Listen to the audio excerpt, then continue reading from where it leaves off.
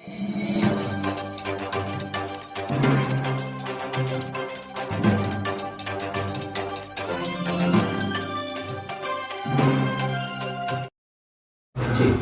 आप लोगों को मदऊ करने का मेरा ये मकसद था कि 24 दिसंबर 2023 को मंड्या डिस्ट्रिक्ट में श्रीरंगपटना में एक रिलीजियस गैदरिंग हुई थी।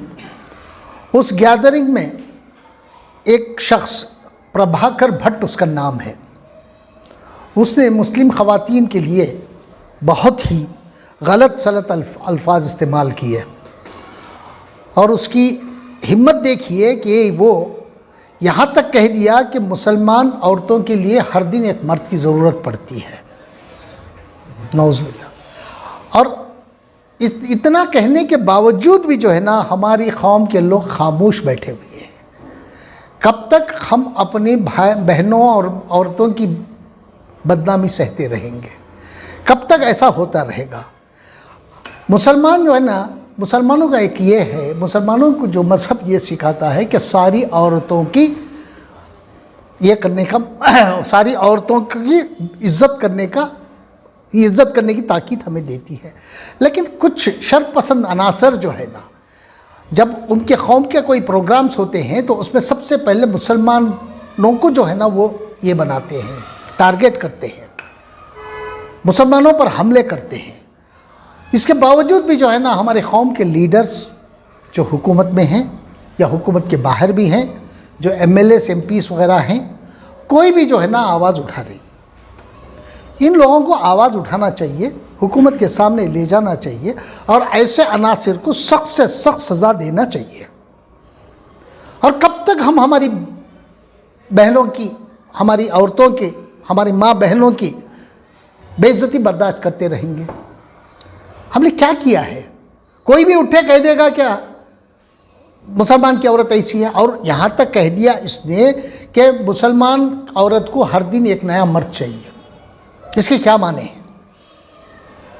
जो आदमी जिसने भी कहा है, जो प्रभाकर जो भट्ट है, उसकी भी माँ बहनें हैं। ये सिर्फ मुसलमान औरतों की ये नहीं है, बदनामी नहीं है, ये सारे आलम की औरतों की बदनामी है। अब मुसलमान औरतों को टारगेट करने का मतलब यह है कि सारे औरतों को टारगेट करने के बराबर है। और कौन कौन से धर्म को मानता है ये आपको मालूम भी नहीं है, और कोई भी जानता भी नहीं है कि कौन सा धर्म किसके पास है। और ये पूरे औरतों की, आलम की औरतों की बदनामी है। और हमारा जो है ना माशरा खामोश बैठा है। हम लोगों को मिलजुल के इस पर आवाज़ उठाने की ज़रूरत है। जब तक हम मिलजुल के आवाज़ नहीं उठाएंगे, ऐसी बातें होती रहेंगे, ऐसे अनासिर सर उठाते रहेंगे और हमारे ऊपर वो हावी होते जाएंगे। हमारे रहनुमाओं को ये चाहिए कि फौरी तौर पे हुकूमत की नोटिस में ले जाए और हुकूमत से इसके ख़िलाफ़ कार्रवाई की मांग करे और फौरी तौर पर ऐसे अनासिरों को जो है ना, सेक्शंस जो IPC के कई सेक्शंस लगते हैं इसमें, जिसमें बेइज्जती, औरत की बेइज्जती है और औरतों को थ्रेट है, और तीसरा जो है ना औरतों को जो है ना बदनाम किया है, इसके लिए कई IPC के सेक्शन लगते हैं, उनको लगाना चाहिए और ऐसे लोगों को अंदर डालना ज़रूरी है और डालना चाहिए। देखिए, मुसलमान जो है ना हर मज़हब का एहतराम करता है। वो किसी भी मज़हब का कोई भी फ़र्द हो, उसकी इज़्ज़त करने की हमें तलक़ीन दी जाती है, हम उसकी इज़्ज़त करते हैं। और मुसलमान हर मज़हब के रहनुमाओं और उसके लीडरों की भी लीडरों को भी जो है ना, हम लोगों को जो है ना उनकी इज़्ज़त करने की ताकीद की जाती है। हम किसी भी मज़हब के ख़िलाफ़ अभी तक कुछ बोला नहीं और ना बोलते हैं। हम अपने मज़हब के ताल्लुक़ से सुनते हैं, बोलते हैं, हम अपने इसमें हैं। हम किसी मज़हब के ख़िलाफ़ कोई भी आवाज़ नहीं उठाते और कुछ भी नहीं कहते उनके। उसके बावजूद भी बाहर के लोग, गैर मज़हब के लोग अगर हमें निशाना बनाते रहें तो हम कब तक खामोश रहें?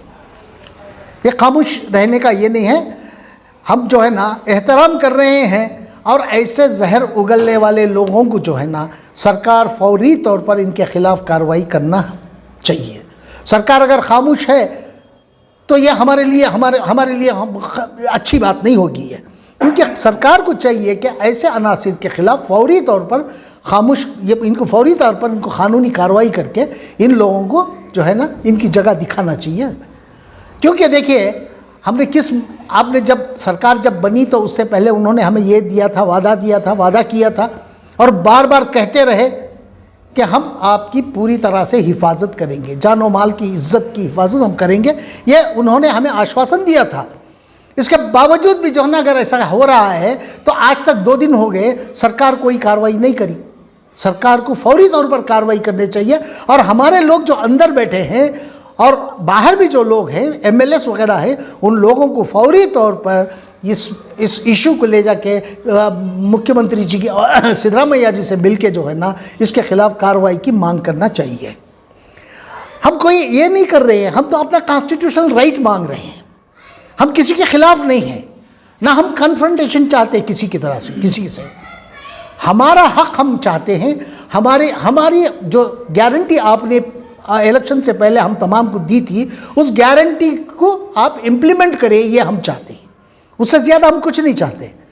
आपने जो गारंटियां हमें दी हैं उस गारंटी को इम्प्लीमेंट करिएगा। मैं इससे पहले भी आपसे कहा था एक बात, जिस तरह से SC/ST एक्ट है उसी तरह का मुस्लिम प्रोटेक्शन एक्ट भी बनना चाहिए। क्योंकि आज हर कोई उठ के कह देता है कि इनको मुसलमानों को दूसरे देशों में चले जाना चाहिए। हम क्यों जाएं? हम इस देश के वासी हैं। हिंदू, मुस्लिम, सिख, ईसाई सब इस देश के नागरिक हैं। हम क्यों चले जाएं? कोई भी कह देता है चले जाओ चले जाओ, क्यों चले जाएं हम? अब इसके लिए सरकारें खामोश क्यों रहती हैं? आइन में हमें भी बराबर का हक है, हमारे भी बराबर के हुकूक हैं। हमारे लिए कोई ज़्यादा हुकूक नहीं है, किसी और कौम को कम हुकूक नहीं है। सबको बराबरी का दर्जा दिया है आइन ने और हमें भी बराबरी का दर्जा रखते हैं।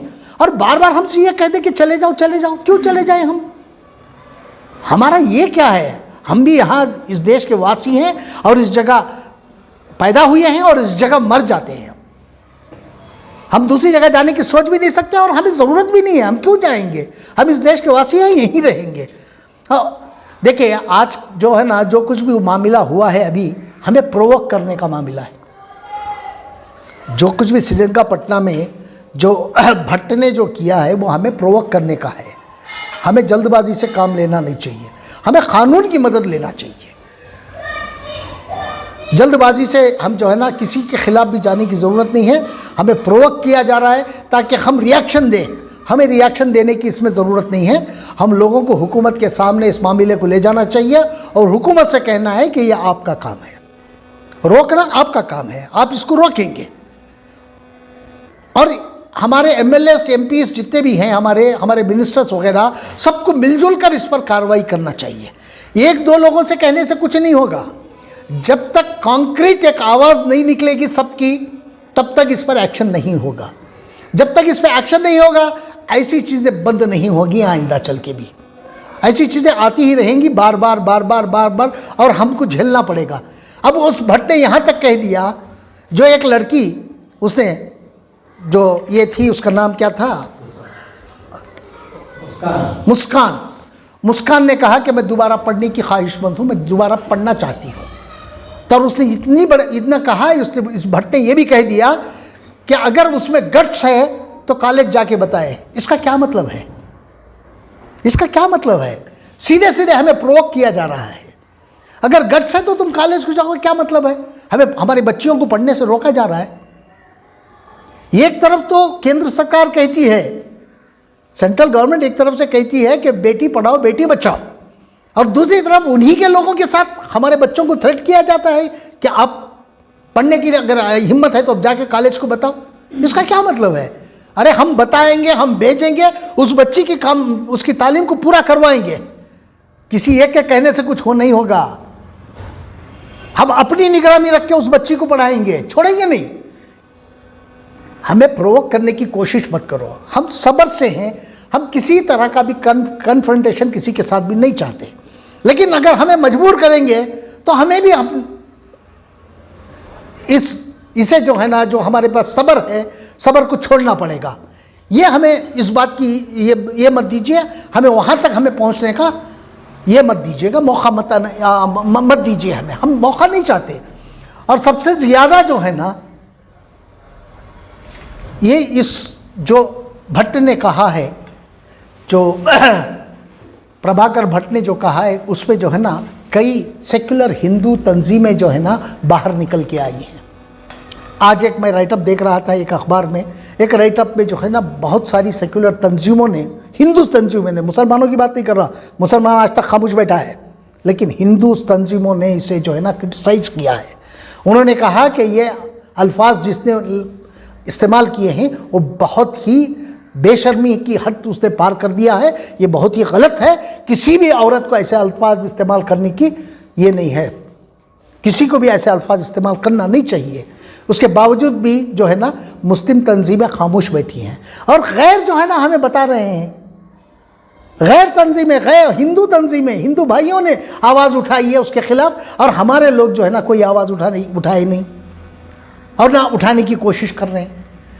इससे साफ जाहिर है कि हमारे लोग खामोश बैठे हैं, इनको खामोश बैठना नहीं चाहिए। हमें जो है ना कन्फ्रंटेशन की बजाय लीगल वे में जाना चाहिए, और हमें हर जगह जो है ना ऐसे अनासिर के खिलाफ पुलिस में कंप्लेंट करना चाहिए, हुकूमत की नज़र में लाना चाहिए, और हर ज़िले में जाके जो है ना डिप्टी कमिश्नर को एक मेमोरेंडम पेश करना चाहिए कि भाई ये हमारे साथ ऐसा हादसा हो रहे हैं और इसकी रोकथाम करना जो है ना सरकार का काम है। और डिप्टी कमिश्नर जो डिस्ट्रिक्ट मजिस्ट्रेट भी होता है, फौरी तौर पर इस पर कार्रवाई करने के लिए उसे दबाव उस पर डालना है। अब देखिए डिप्टी कमिश्नर जो ये है मंडिया, आज तक 3 दिन हो गए उसने कोई कार्रवाई नहीं की है, क्योंकि हमारे तरफ से उस पर कोई भी जो है ना प्रेशर नहीं पड़ा है। जब तक हम प्रेशर नहीं डालेंगे कोई कार्रवाई नहीं होगी। एक दिन ये सारे लोग हमारे ऊपर हावी हो जाएंगे अगर हम खामोश बैठे रहेंगे। तो हमें खामोश बैठना नहीं चाहिए, लीगल वे में हमें लड़ना चाहिए। लड़के जो है ना इन लोगों को, ऐसे अनासिरों को जो है ना उनकी जगह दिखाना हमारे लिए आज ज़रूरी हो गया है। ये बताना मैं ज़रूरी समझ रहा हूँ। यहाँ एक साहब ने मुझे एक वीडियो क्लिपिंग भेजी। ये जो है ना सुखबीर सिंह बादल जो डिप्टी चीफ मिनिस्टर थे और केंद्र में मिनिस्टर भी रहे हैं, शिरोमणि अकाली दल के प्रेसिडेंट, ये सिख कम्युनिटी से ताल्लुक़ है इनका। इन्होंने एक कहीं पंजाब में एक रैली को संबोधित करते हुए उन्होंने एक बात कही, और ये कहा कि देखिए हिंदुस्तान में मुसलमानों की आबादी 18% से ज़्यादा है। हिंदुस्तान में मुसलमानों की आबादी 18% से ज़्यादा है, लेकिन वो डिवाइड हो गए हैं, और हम जो है ना सिर्फ 2% हैं। हम यूनाइटेड हैं, इसलिए जो है ना हमारे ऊपर कोई उंगली नहीं उठाता।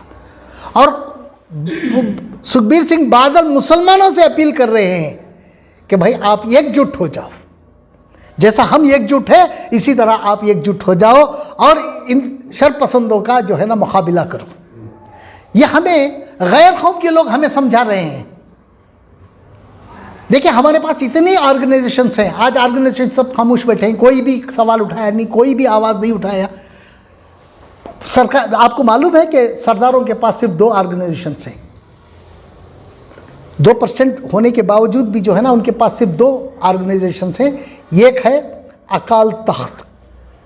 अकाल तख्त का कोई भी ऑर्डर होता है सारे सरदारों पे बाइंडिंग है, वो चाहे हिंदुस्तानी सरदार हो, चाहे अमेरिकन सरदार हो, चाहे कैनेडियन सरकार हो, चाहे और कोई भी सरदार हो, इस पर बाइंडिंग होता है अकाल तख्त का कोई भी डिक्टेशन। और दूसरा इनके पास ये है SGPC, शिरोमणि गुरुद्वारा प्रबंधक कमेटी, शिरोमणि गुरुद्वारा प्रबंधक कमेटी। ये कमेटी के तहत जो है ना सारे जितने भी वर्ल्ड में ये हैं गुरुद्वारे हैं इसके अंडर आ जाते हैं। 1609 में 1606 में इसे अकाल तख्त बनाया था।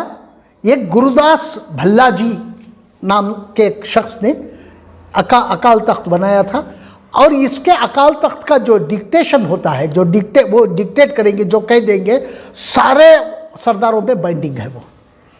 और सब ये जो है ना इनके सारे इसके गुरुद्वारों की जो कमेटी है, एक सदर कमेटी है, वो भी अमृतसर में है, उसका नाम है शिरोमणि गुरुद्वारा प्रबंधक कमेटी।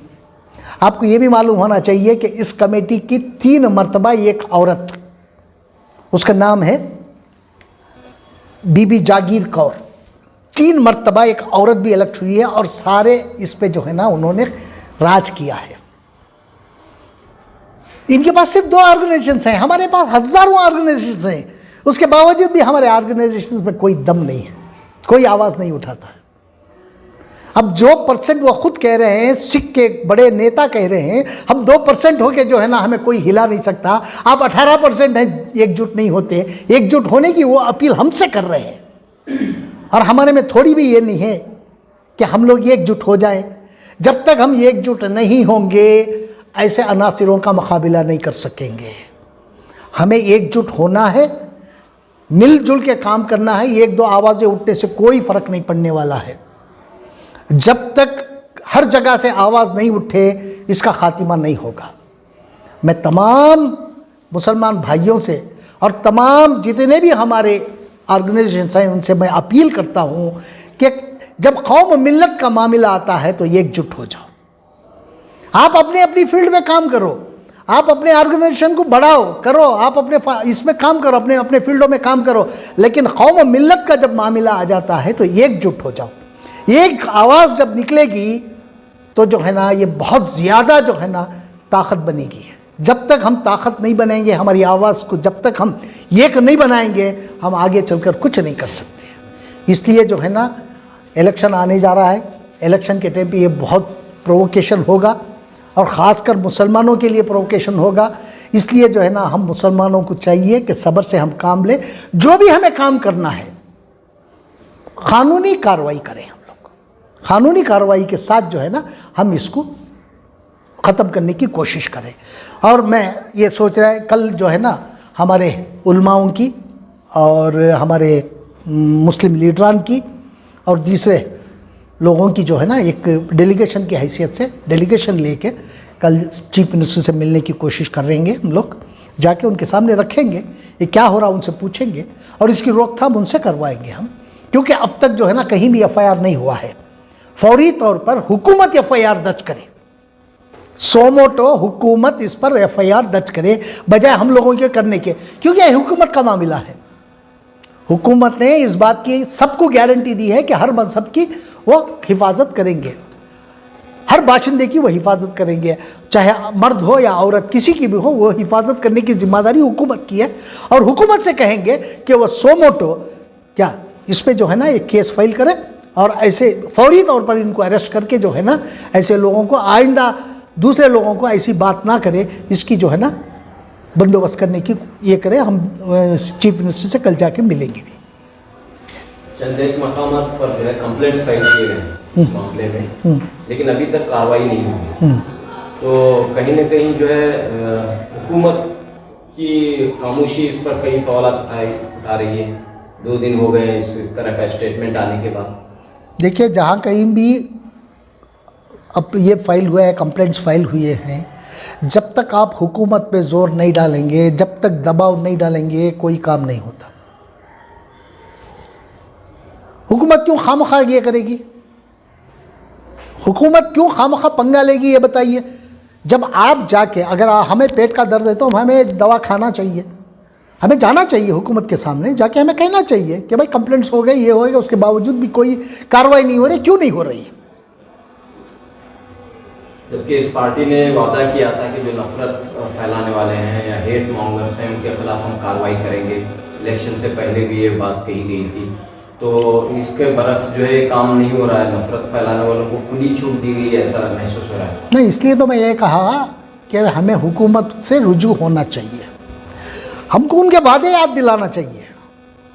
देखिए जो भी वादे इन्हों करके गए हैं ना, हमारे लोगों की यही गलती होती है कि जो है ना चार दीवारी में बैठ के जो है ना 2-4 वादे कर लेते हैं ये, लेकिन खुले आम इनको बिठा के सबके सामने करना चाहिए। अगर हुकूमत ने हमें ये वादे किए हैं हमारा प्रोटेक्शन करेंगे, हमारी कौम की हिफाजत करेंगे, हमारी जायदाद की हिफाजत करेंगे, हमारी इज़्ज़त व आबरू की हिफाजत करेंगे, तो ये हुकूमत का फ़र्ज़ बनता है। जब तक हम जाके हुकूमत से रुजू नहीं करेंगे, हुकूमत कोई काम नहीं करेगी। जब तक आप उनको कहेंगे नहीं, उन पर प्रेशर नहीं डालेंगे, वो क्यों करेंगे? अभी हाल ही में जो नाबीना का ये हुआ था, जब जाके हुकूमत पे दबाव डाला तब तो कार्रवाई हुई, उन लोगों के अरेस्ट हुए, उन पे कार्रवाई, आज भी वो जेल में है। इससे पहले जो है ना, इस वाला मामला, अरसीकेरे वाला मामला हुआ था, बच्चों को मारा गया था वैर से, तब भी जब जाके हम लोगों ने उन पे ये किया, दबाव डाला, तो तब कार्रवाई हुई। आज भी वो टीचर सस्पेंड है। वो कंडक्टर जिसने मुसलमान औरतों के साथ बदतमीजी किया था, वो भी आज तक सस्पेंड है। जब तक आप जाके हुकूमत से ये नहीं करेंगे, जब तक कंप्लेंट नहीं करेंगे, हुकूमत को बताएंगे नहीं, हुकूमत कोई काम करेगी नहीं। हुकूमत के पास और दूसरे काम भी बहुत है। जब उसकी नोटिस में आएगी तभी तो एक्शन लेगी ना। हम लोगों को जाना चाहिए और उसकी नोटिस में लाना चाहिए। अगर वो कार्रवाई नहीं करती तो तब सोचा जाएगा क्या करना है, आगे कैसे बढ़ना है। सैयद अशरफ साहब, हिजाब के मामले में जो है वज़ीर आला ने पहले बयान दिया कि वो पाबंदी, हिजाब पर जो पाबंदी बीजेपी का और दीगर तरह से दबाव, प्रेशर पड़ने लगा, तो वज़ीर आला ने कहीं ना कहीं अपने बयान से वो पीछे हटते हुए दिखाई दे रहे हैं। देखिए रऊफ साहब, आज हम हिजाब की बात ना करें तो अच्छा है, क्योंकि एक चीज़ जो आज इम्पॉर्टेंट हमारे लिए है, हिजाब के मसले पे दोबारा बात करेंगे। जो इम्पॉर्टेंट हमारे लिए आज है, ये हमारी माँ बहनों की इज़्ज़त का सवाल है, और हम सब का फ़र्ज़ बनता है हमारी माँ बहनों की इज़्ज़त की हिफाजत करें। ये आज बर्निंग इशू है हमारे लिए। पहले इस पे बात करेंगे, हाँ, बाद में उस पे बात करेंगे। जो भी मुस्लिम ऑर्गेनाइजेशन है, ये जो आवाज़ उठ रही है, सुन के भी खामोश बैठे, उनके लिए आप क्या मैसेज देना चाहते हैं? मैं वही तो कह रहा हूँ, जब तक सब में एकता, मुसलमानों में जब तक एकता नहीं आएगी, हम कुछ नहीं कर पाएंगे। इसीलिए मैंने आपको सरदारों का एक ये दिया। सरदार क्या चाहते हैं? सरदार हमसे कह रहे हैं आप इकट्ठा हो जाओ। सरदार हमसे कह रहे हैं, मुसलमानों से कह रहे हैं। कितनी शर्म की बात है हमारे लिए। देखिएगा सरदार भाई हमारे लिए कितने कंसर्न है। देखिए हम 2%, हमें कोई हिला नहीं सकता। उनका जवाब ये है, हम 2% हैं हिंदुस्तान में, हम मानते हैं, लेकिन हमें कोई हिला नहीं सकता। 18% है, आप खामोश हैं, आपके पास कोई लीडर नहीं है, आपके पास कोई लीडरशिप नहीं है। जिस दिन आप इकट्ठा हो जाएंगे, हिंदुस्तान की यहाँ कोई भी ताकत, दुनिया की कोई ताकत आपको झुका नहीं सकेगी। आपको एकजुट होना चाहिए, एक होना चाहिए। आप अपने सारे ये जो है ना बंद कर दीजिए। कौम और मिल्लत का जब मसला आता है तो एकजुट हो जाइएगा। जब आप मिलजुल कर आवाज़ उठाएंगे तो उस आवाज़ में दम है, उसमें ताकत है। जब तक हम ताकत नहीं बनाएंगे हम कुछ नहीं कर सकेंगे।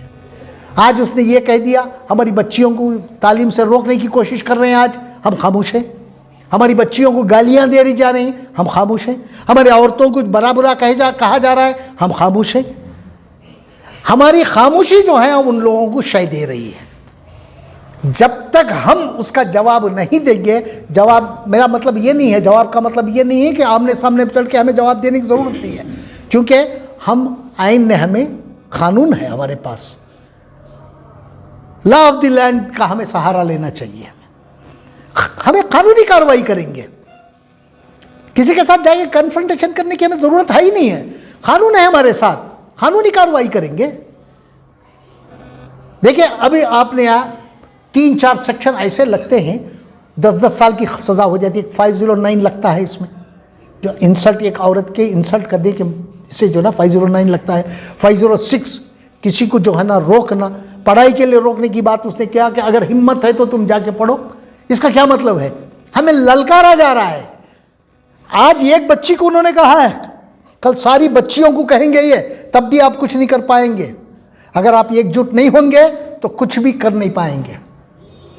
आपको अभी से इसका पूरा ख्याल रखना चाहिए, और इसी को आगे कैसे आपको ये करना है, इसका सारा एक ये बनाना चाहिए। सब लोगों को मिल के बैठ कर और एक आवाज़ में बात करना चाहिए।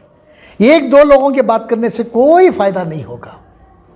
हम जाएंगे, अब यही देखेंगे कि सबसे पहले जो है ना वज़ीर आला से मिलेंगे हम लोग, जाके उनसे बात करेंगे, बताएंगे, क्योंकि पिछली दफ़े देखिएगा जब ये नाबीना का मसला आया तो वज़ीर आला ने फ़ौरन उस पर कार्रवाई की।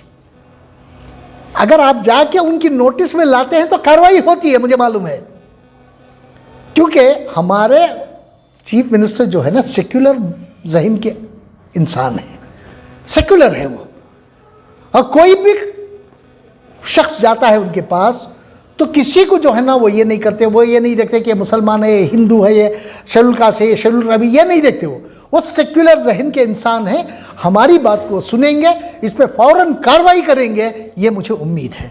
हम लोग कल जाने की कोशिश करेंगे, आज ही शाम को मिलने की कोशिश की थी मैंने, लेकिन आज वो शाम को बिज़ी हैं और शाम को 6 बजे उनको एक राजभवन में फंक्शन भी है, और फंक्शन कितने देर चलेगा ये पता नहीं है, इसलिए जो है ना हम कल कोशिश करेंगे सीएम से मिलने की, मिलकर जो है ना उनके सामने इसको रखेंगे और फौरी तौर पर इन अनासिरों के ख़िलाफ़ जो है ना कार्रवाई की हम मांग रखेंगे। हमें उम्मीद है कि हमारी मांग पूरी होगी।